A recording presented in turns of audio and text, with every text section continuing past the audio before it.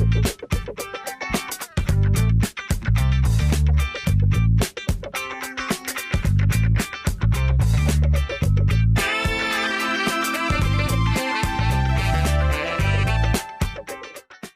Topic के अंदर हमने प्रीवियस टॉपिक में अपनी इम्पॉर्टेंट टर्म्स देख ली जो हम यूज़ करते हैं। तो इस टॉपिक के अंदर हम देखते हैं कि स्टेप वाइज हम बिल्कुल स्क्रैच से हमें एक घर का नक्शा बनाना पड़ सकता है, और डेफिनेटली हमने बनाना भी ऐसे ही है। जब क्लाइंट आपके पास आता है तो वो सिर्फ आपको इतना बता रहा होता है कि मेरा घर है वो फलां जगह पे एक फलां रोड के आगे जाएंगे या कौन सी स्कीम के अंदर है, सेक्टर अगर आपको बता दे तो उसके बाद आप साइट विज़िट जब करने जाते हैं आप वहाँ घर को सबसे पहले लोकेट करते हैं। जिस तरह हमने लास्ट टाइम देखा, ओरिएंटेशंस वगैरह हम क्लियर करते हैं, उसकी डायमेंशंस को नोट करते हैं, और फिर हम क्लाइंट रिक्वायरमेंट हम देखेंगे वहाँ जाके परफॉर्मा भी आपको नज़र आ रहा होगा। तो हम क्लाइंट रिक्वायरमेंट लेते हैं कि जिसका घर हम बना रहे हैं वो क्या चाहता है, उसके घर के अंदर क्या क्या चीज़ें होनी चाहिए। उसको हम भी कुछ बाज़-औक़ात रिकमेंड कर रहे हैं, उससे बता रहे होते हैं कि आप ये कर लें, फिर वो हमें कुछ बता रहा होता है। परफॉर्मा फिल कराने के बाद हम उसको ग्राफ पेपर के ऊपर ट्रांसलेट करते हैं। ग्राफ पेपर पर ट्रांसफ़र करने के बाद एक ज़ोनिंग प्लान हम बना लेंगे। ज़ोनिंग प्लान जब हमारा कंप्लीट हो जाएगा तो उसके बाद हम उसके अंदर डोर्स और विंडोज़ तो हम देखेंगे इसके अंदर के डोर्स हम कैसे बनाते हैं, विंडोज़ हम कैसे बनाते हैं, और फिर हम लास्ट इस टॉपिक पे डिज़ाइन कंसिडरेशंस जो हमने प्रीवियस टॉपिक में थ्योरेटिकल कवर की थी, इसमें हम प्रैक्टिकली आपको पिक्चर्स दिखा के, हाउस प्लान्स दिखा के हम देखेंगे कि किस तरह जो डिज़ाइन कंसिडरेशंस हैं वो इम्पॉर्टेंट हैं, और किस तरह हमारी डोर्स की प्लेसमेंट, विंडोज़ की प्लेसमेंट इम्पॉर्टेंट है और प्लान में क्या रोल प्ले करती है। तो बढ़ते हैं हम अपनी प्रेजेंटेशन की तरफ ताकि इस चीज़ को हम वहाँ जाके कवर करें। तो ये हमारे पास जो स्टेप्स इन्वॉल्व की हम बात करें या गाइडलाइंस नॉर्मली हम बात करते हैं कि कौन सी गाइडलाइंस हैं जो करनी चाहिए फॉलो। अगेन आप इसको चेंज कर सकते हैं। तो ये तो हमने ऑलरेडी फ्लोर प्लान की डेफिनेशन भी पढ़ ली है, आप इसको खुद देख सकते हैं। तो ये हमारे पास कुछ स्टैंडर्ड डायमेंशंस हैं प्लॉट्स की, ये आपने अपने पास मेमोराइज कर लेनी है। आजकल क्योंकि हम बात कर रहे हैं पाकिस्तान जैसा मुल्क जो कि एक ज़रूरी मुल्क है, और हमारी डेवलपमेंट जो है वो बड़ी बेहंगम तरीके से शहरों में हुई जा रही है, और हमारी ज़रख़ेज़ ज़रूरी ज़मीनें जो हैं वो स्कीम्स में आई जा रही हैं। तो कोशिश आजकल गवर्नमेंट की भी प्रेफरेंस है, और जो हमारी अथॉरिटीज़ हैं या जो हमारी म्यूनसिपल कमेटीज़ हैं, कॉरपोरेशन हैं, उनकी भी कोशिश है कि कम से कम अब प्लॉट साइज़ कम से कम हो, क्योंकि रहना तो एक फैमिली नहीं है, चाहे वो 2 कनाल का हो या चाहे 1 का हो। तो हमारा प्रोजेक्ट करने की वन ऑफ द रीज़न 5 मरला का यही है, क्योंकि अब ज़्यादातर ऑनवर्ड जो कॉन्सेप्ट चलना है वो इस तरह के घर, और ये 5 मरला या 4 मरला के घर ये बहुत ज़्यादा शहरों में बन रहे हैं। अब तो अथॉरिटीज़ से रिकमेंड भी कर रही हैं और कोशिश कर रही हैं कि जितना कम से कम साइज़ ऑफ प्लान। तो ये 2 डायमेंशंस आपने जो है वो याद रखनी है। हमेशा जो पहली डायमेंशन होती है वो हमारी एक्स एक्सिस है। फ़र्ज़ करें ये अगर ये प्लॉट है, ये प्लॉट है, ये प्लॉट है, तो रोड बिल्कुल ये सामने से गुज़र रही होगी। ये हमेशा आपने याद रखनी है। रोड हमारी जिस साइड से गुज़रेगी वो हमारी एक्स डायमेंशन होती है, और जो हमारी दूसरी डायमेंशन होगी वो हमारी वाई डायमेंशन है। तो पहले हम एक्स लिखते हैं और उसके साथ हम वाई लिखते हैं। जिस तरह 3 मरला में 20 feet by 33 feet and 9 inches. इसी तरह 5 मरला में 25 बाय 45 यानी 25 एक्स और 45 वाई। इसी तरह ये 10 का है, ये आपके पास 20 मरले में 1 कनाल, ये हमारे पास 2 कनाल्स का है। तो अब हम क्विकली गाइडलाइंस देख लेते हैं। सबसे पहले आपने देखना है, ये देख लें, ये एक रोड है। फ़र्ज़ करें ये कोई ज़मीन है, ये मेरे पास नज़र आ रही है, ये दरमियान में से रोड गुज़र रही है। अब प्लॉटिंग कर लेते हैं हम। तो ये हमारे पास प्लॉटिंग हो गई है। बिल्कुल आप इमेजिन करें आपका घर शायद इसी तरह के एरिया में हो, या आप आते जाते रहेंगे रहते होंगे। ये हमारे पास एक रोड गुज़र रही है और ये उसके अंदर प्लॉट हैं। इसमें से फ़र्ज़ करते हैं हम ये वाले प्लॉट की हमने जो है वो प्लान बनाना है। बाकी बने हुए या नहीं बने, हमें जो प्लान मिला है वो ये है कि आपने इस घर का नक्शा बनाना है। अब हम आगे चलते हैं।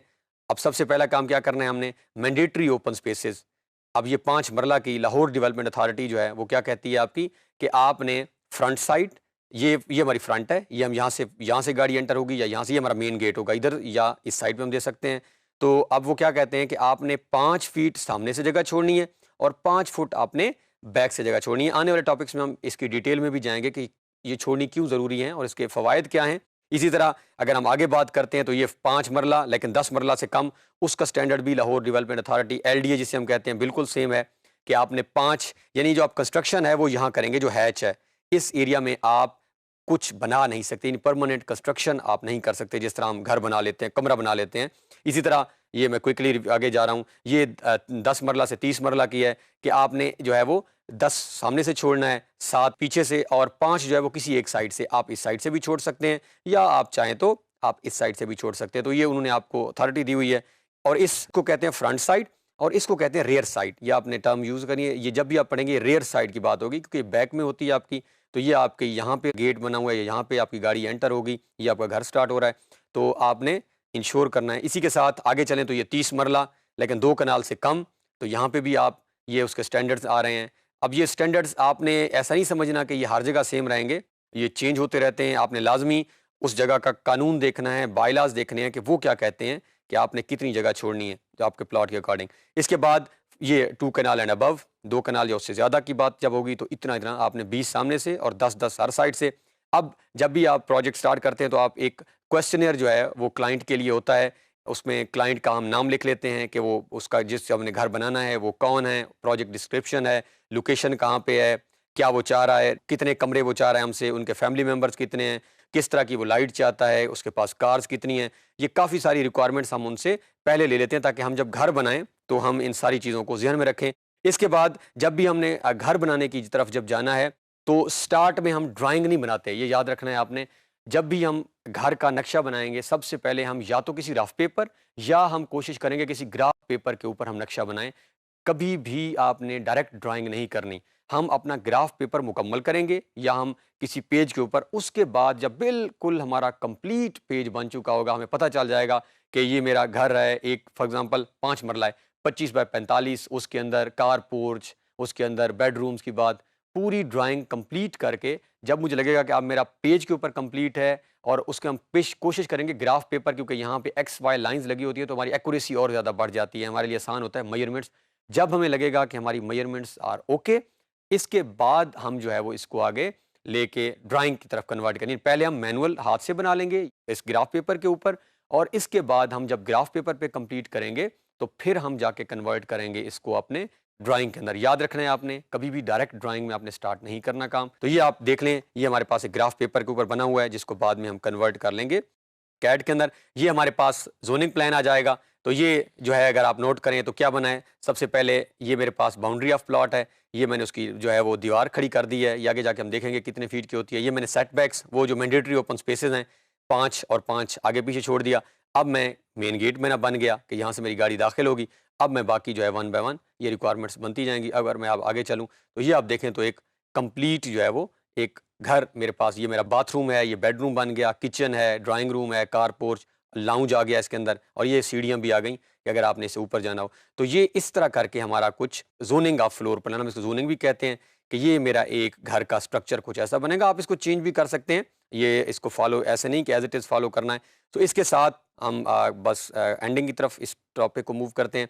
इसके बाद फ़र्ज़ करें ये मेरे पास अब जब एक प्लान बन गया, अब मैंने इसके अंदर दरवाजे और खिड़कियाँ देनी हैं। बहुत ही इंपॉर्टेंट टर्म है कि मैंने अब जिस तरह ये किचन है, इसको कहीं न कहीं से मैंने दरवाज़ा भी देना है, इसको कहीं न कहीं से मैंने एक विंडो भी देनी है। अब दरवाज़ा बनाने के तरीके हमारे पास क्या होंगे, ये हम जाके दोबारा देखेंगे भी सही। सबसे पहले हम अपना दरवाजे का फ्रेम बना लेते हैं। आप जब भी आप दरवाजे को देखेंगे तो उसका फ्रेम होता है जिससे, और इसके बाद जैसे ही फ्रेम बन जाएगा तो फिर हम जो है ये आपके सामने जो है आर्क हम बनाएंगे और ये हमारी ओपनिंग है। असल में जब हम दरवाज़ा खोलते हैं तो आप देखते होंगे कि डोर ऐसे ओपन हो रहा होता है, तो ये हमारी ओपनिंग बन जाएगी और चौगाट लगाएंगे तो ये हमारे पास एक डोर का स्ट्रक्चर बनेगा। हमने सबसे पहले क्या, एक फ्रेम बनाया अपना और हमारी ये आर्क लगेगी और चौगाट हमने बनाई ओपनिंग। इसके साथ हमने मेन गेट जब बनाना होगा तो इसी को हम डबल कर देंगे। प्रेजेंटेशन आपके पास होगी, आप देख भी लेंगे। इसके साथ जब मैंने खिड़की बनानी होगी तो सबसे पहले मैंने खिड़की की ओवरऑल प्लान के अंदर की बात कर रहे हैं, ये प्लान के अंदर इस तरह हम बनाते हैं इसे। तो ये मैंने खिड़की का स्ट्रक्चर जो है वो जो वॉल की थिकनेस है वो आ गई। इसके सेंटर में लाइन लगाई, 1 इंच ऊपर और 1 इंच नीचे लाइन, दरमियान वाली लाइन को हम डिलीट करेंगे। तो इस तरह प्लान के अंदर हम वॉल को शो करते हैं और ये जो हमारे पास प्रीवियस था इस तरह हम प्लान के अंदर डोर को शो करते हैं।